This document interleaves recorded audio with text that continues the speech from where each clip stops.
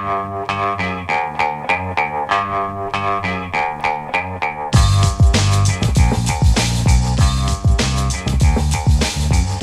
the Brian Lehrer Show on WNYC. Welcome back, everybody. I'm Kusha Navidar, filling in for Brian today. President Donald Trump met with his newly formed Board of Peace at the same time as he weighed military action in Iran. CNN first broke the news that the U.S. military is prepared to strike Iran as early as this weekend, though President Trump is still weighing that timeline. Here he is speaking at his Board of Peace inaugural meeting yesterday. Now we may have to take it a step further, or we may not. Maybe we're going to make a deal. You're going to be finding out over the next probably 10 days. The USS Abraham Lincoln Aircraft Carrier Group and its flotilla of warships is already in the region, with a second carrier group, the USS Gerald Ford, on the way. On Tuesday, Iran's supreme leader Ayatollah Ali Khamenei posted an AI-generated photo of the Ford at the bottom of the ocean. New satellite images show rapid fortification at several key nuclear sites in Iran. Joining us now to break down the latest is Fred Kaplan, Slate's War Stories columnist and the author of many nonfiction books, and his latest, a novel, A Capital Calamity. Fred, welcome back to WNYC. Thanks. Good to be here. So we can take a few of your comments, listeners, or questions on the Trump administration's escalation with Iran, which the president is threatening will play out in the next several days. So if you're listening, is there anyone with ties to Iran or the broader region listening? What are friends, family members, or local media reporting? Give us a call or send us a text. We're at 212-433-WNYC. That's 212-433-9692. Okay, so Fred, you write, the armed buildup around Iran is the largest assembly of U.S. warplanes and warships in the region since the 2003 invasion of Iraq. So walk us through some of the mobilization happening now on the ground and what you think the scale suggests. Well, it's not really in the ground. It's nearby waters and air bases. There are no, unlike the 2003 invasion or the 91 Gulf War, there's no plans or even capability to send in ground troops. But, you know, there are two aircraft carriers in the region, each of which can hold about 90 airplanes. There's dozens of fighter jets and bombers assembled at bases within range of Iran. Submarines which carry cruise missiles. Basically, look, the thing is there going to be a war? I don't know. I don't even know if Trump knows. But he's talked about different possibilities.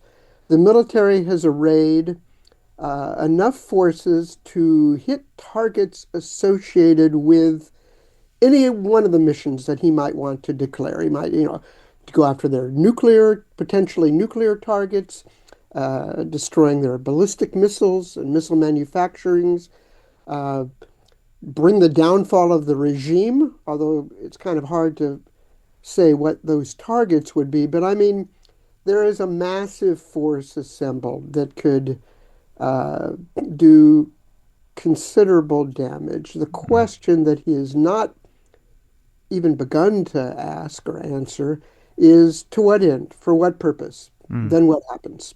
And as you say, the purpose does remain unclear. You mentioned Iran's nuclear program, which has angered Trump for a while. Trump said that he wants to make a deal. Do you have a sense of a deal to do what? Well, that's the thing. I mean, one could say, okay, you bring all this pressure to bear. You're making the Iranian leaders quake in their boots. And they'll make a deal to avoid getting smashed. But the deal that he has on the table, and again, he might change it, but the deal he has on the table is completely unacceptable, not just to the mullahs in Iran, but it would be to any leader. Basically, he's calling for, okay, you have to have no enrichment of uranium at all. You have to get rid of all of your ballistic missiles, and you have to completely end the support for Islamist groups in the region.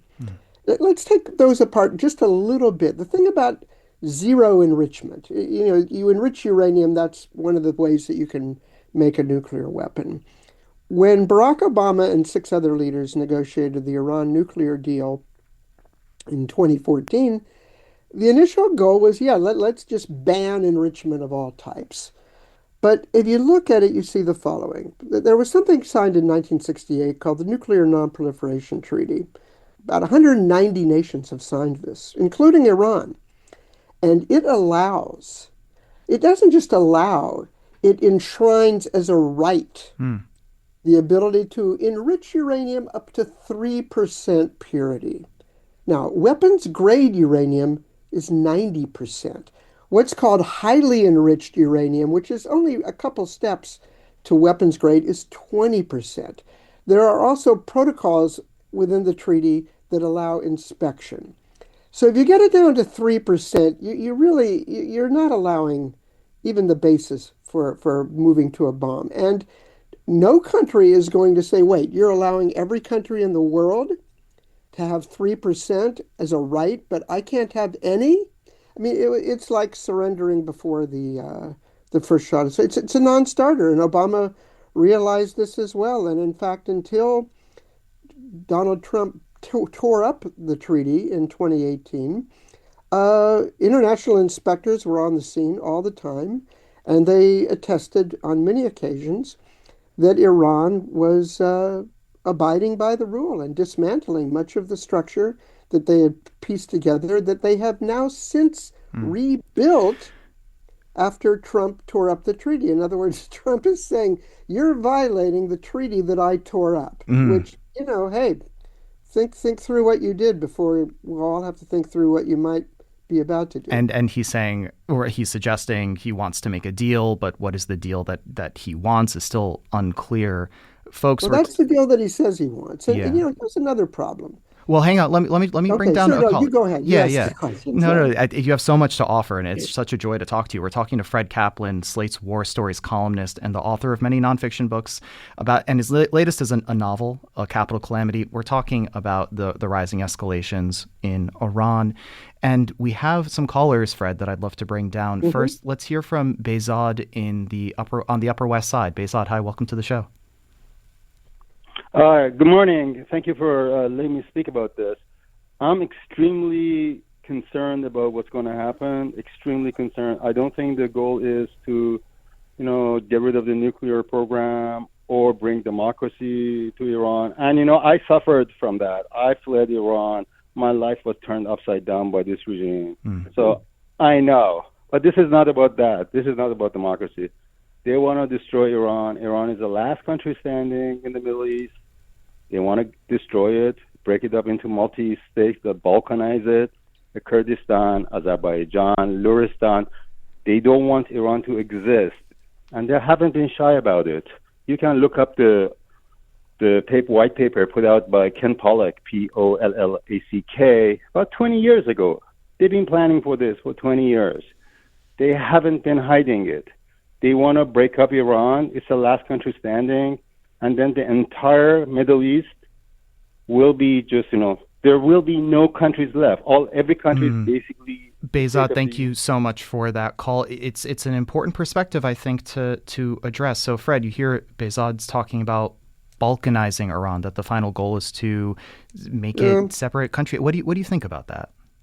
Um, I haven't heard that. I wouldn't say that anybody in this administration is as strategically minded as Ken Pollack, whatever you think of his views. I don't think they know what they want. I mean, I do think Benjamin Netanyahu, the Prime Minister of Israel, certainly wants regime change in Iran. He's made no secret of that. He wants Iran to remain isolated from the international community. But here's the thing. Let's say that some kind of bombing campaign does topple the regime.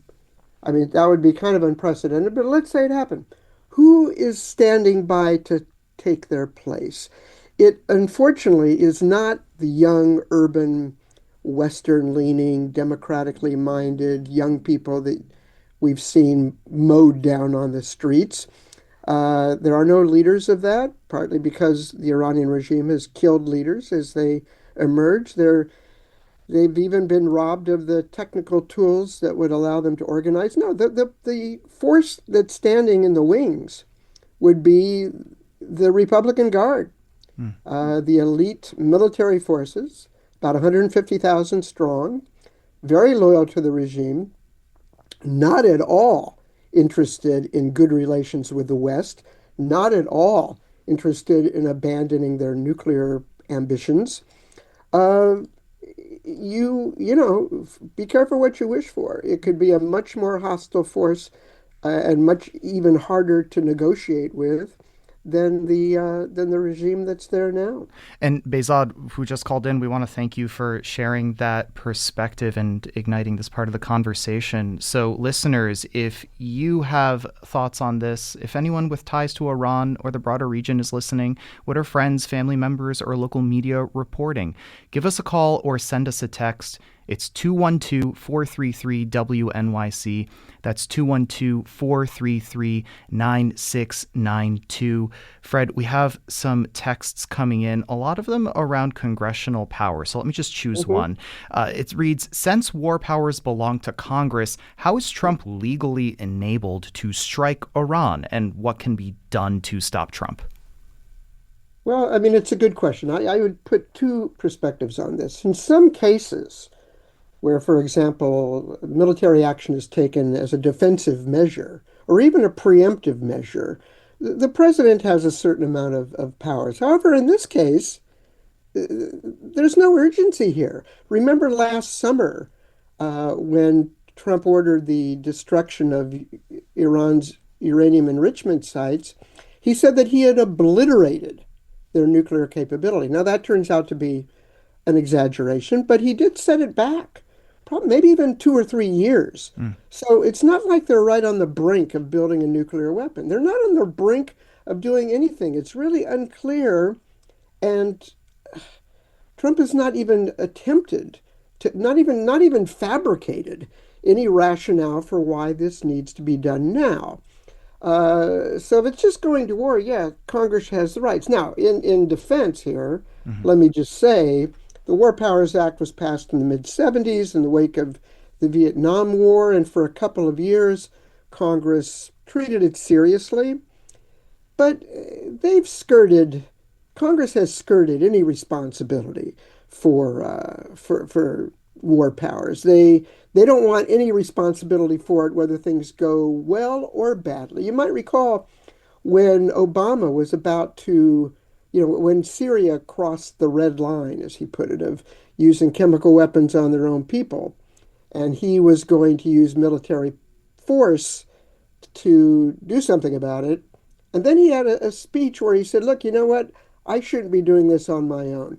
I'm going to ask Congress to authorize this. And then Congress refused to authorize it and then criticized Obama for doing nothing. So, Congress has its own problems on this issue, and they're quite severe. They have not just this current Congress, which has abdicated almost all of its powers, but Congress for many decades now. It does not take this part of their constitutional duties very seriously. It's an evasive branch in that sense. So Trump is kind of just betting that because Congress does not take this part seriously, that he can go his own way, I suppose. Is that reductive, or is that a fair generalization? He's done that in just about every other thing that he's been doing. So, yeah, why not? So you had mentioned, tragically, a lot of young people in Iran being mowed down in the streets. And I want to go back to that. So back in January, the show covered the protests in Iran, where mass protests against the country's regime turned deadly, and Trump threatened strong military action against Iran if its leaders continued the killings of protesters. Has that threat changed the regime's response? No, not at all. They were about to execute a protest leader, and after Trump's threat, they called off the execution. And Trump said, okay, everything's fine now, but they proceeded just to kill thousands, by some estimates, even tens of thousands of people, and Trump didn't do anything. Look, the fact is, he doesn't care about that issue. And, in Venezuela, the first rhetoric of opposition to Maduro had to do with his oppression of the people. and over the coup that he threw, not giving up power instead of when he lost the election and he didn't give up power. That was the initial rhetoric, but then Maduro gets kidnapped and overthrown, and the leader of the Democratic opposition, who even offered Trump the plaque that she won for the Nobel Peace Prize, knowing that he thinks he should have won, just, pushed her under the bus. Doesn't care about democracy, is letting Maduro's deputies run the place because they've, at least for now, been cooperative in turning over rights to their oil to him, which is really all he cared about. So, but it is kind of odd. I mean, previous administrations, whether they take, the spread of democracy seriously or not, at least offer that up as a rhetorical rationale. And except for the very first stages of this, Trump doesn't even pretend to do that. It's all just about the assertion of authority, and even in strict realpolitik geostrategic terms, this particular operation in Iran is is bafflingly short on rationales. It really doesn't make much sense. It's the Brian Lehrer Show on WNYC. We're talking to Fred Kaplan, Slate's War Stories columnist, and we're talking about Trump's escalating rhetoric on Iran. A lot of news outlets are reporting that U.S. strikes appear imminent, though President Trump has said that he's weighing other options. So we're getting your calls, your reactions, your comments, your questions. We're at 212-433-WNYC. That's 212-433-9692. Fred, let's go to another caller. We have Kayvon in Elizabeth, New Jersey. Kayvon, hi, welcome to the show. Hi, thank you. Thank you for having me. Give us your perspective. Yeah, sure. I was listening to NPR while I was driving. So I heard Fred said, that Trump came, through the agreement out and, move out the agreement. But actually, I want to say this regime cannot be trusted in any agreement. Well, they said they're going to dismantle their nuclear facility, but actually they did not. They had some spare equipment. They dismantled those, but actually behind the UN observation, they developed their nuclear facility without their knowledge. So I'm saying this regime cannot be trusted. They even shouldn't have any non-nuclear weapon, because they just brutally killed more than 50,000 people, their own people. Imagine if they have any nuclear weapon, what they would do with their neighbor. And your other guest, Behzad, said they're gonna, divide the country to different pieces. I don't know where they get this information.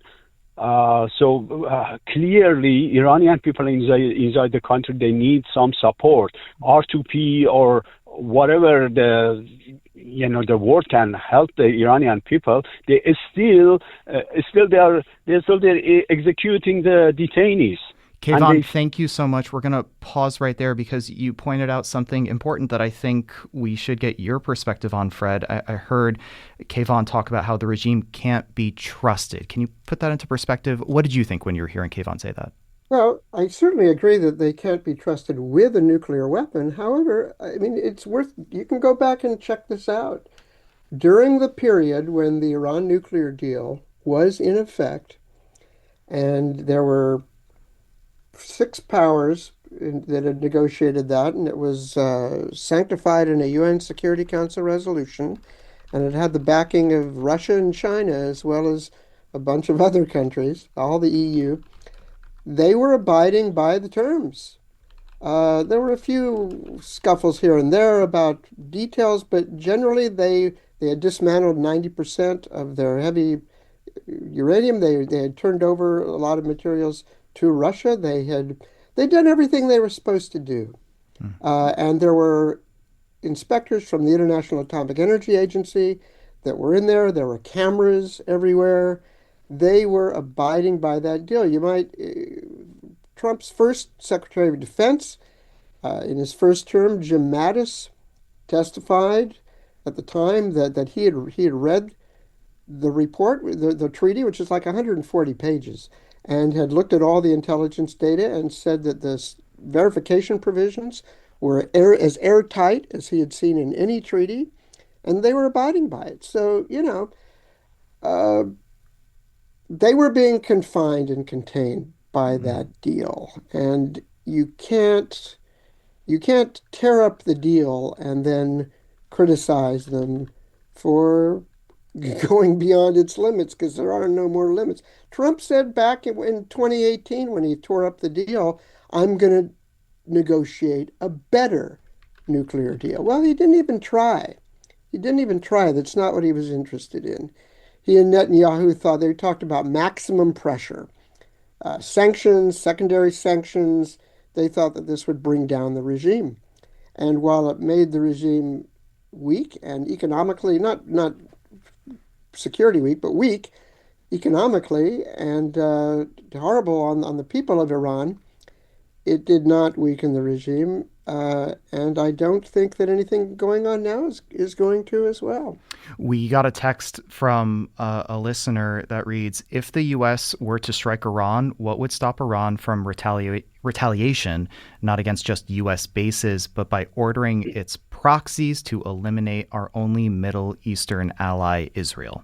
So here there's questions about the impacts on Israel. Can you talk to that a little bit, please? Well, yeah, this is a big concern. There were some Middle Eastern countries, including Saudi Arabia, uh, who have asked, and Jordan, who have asked Trump not to attack Iran because they fear retaliation. It is true that the last time there was a big missile and drone exchange between Israel and Iran, about 90% of Iran's missiles were shot down. But, they fired off 550 missiles, so 55 got through and it did considerable damage. They have more missiles than that now. It's unclear how many, but probably a couple thousand. And unlike the last missile exchange, when the US and Israel got considerable help from regional powers, and this time the regional powers, Jordan, Saudi Arabia, and otherwise, have told them that, look, if there is an attack, we don't want you flying over our airspace, and they're not going to help with the air defense. And if Iran fires off 1,000 missiles, and let's say even 900 of them get shot down, those 100 missiles can do a lot of damage against U.S. bases, against Israel, against the Sunni powers, which have tensions with Iran. They could close off the channel where a lot of the world's oil traffic goes through. Yeah, it's naive to think that they are just going to take this sitting down, especially if they suspect that the ultimate goal of such an operation would be to bring down the regime. They might decide, well, we're going to bring down everybody else along with us. We've got a caller that speaks to this, or at least wants to hear some more about this. Let's go to Lisa in Manhattan. Hi, Lisa. Welcome to the show. Hi. Yes, thanks for taking my call. It's pretty much aligned with the previous text, but just wondering what the impact could be on Israel if Iran decides to strike back. I mean, you said 100 missiles could do a lot of damage. Lisa, having a relative there makes me very nervous. Yeah, thank you so much, Lisa. And it's important to remember that there are people in these countries who are just trying to live. So what would be the impact? Can you give any more information on that, Fred? Well, I mean, it depends where these Iranian missiles are aimed. Are they aimed at Israeli military and intelligence bases? Are they aimed at neighborhoods in Tel Aviv? It all depends. Some of them aren't very accurate, really. They could go anywhere.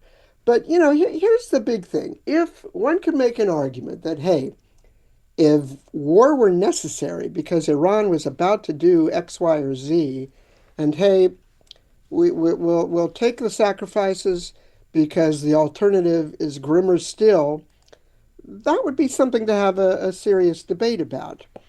But as I say, there is no there is no indication of any urgent threat, of any imminent threat, of any urgent need to do any of this.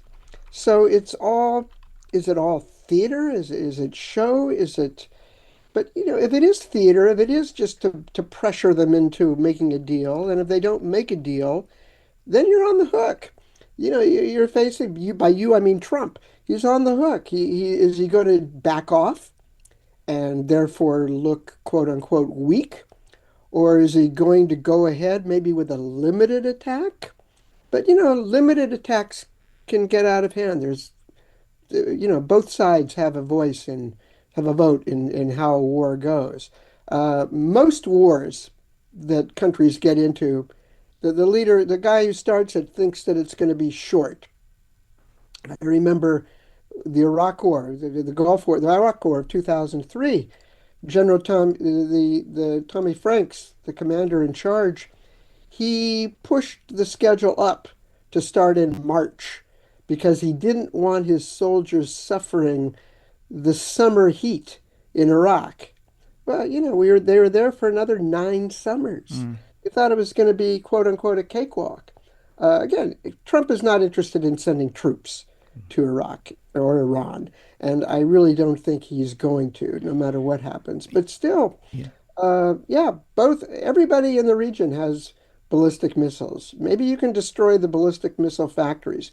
You can't destroy all these are small things. It's not like ICBMs. They're small. They're mobile. You had mentioned Venezuela earlier, and I want to bring in a text that I think you can speak to pretty well. It reads, Iran is a major oil producing state. Could Trump's interest in Iran be about that, oil again? Well, I don't think he's going to be able to confiscate Iranian oil, but certainly Iran is always a it's an interesting party because of its oil. And the fact is their main customer of the oil is China.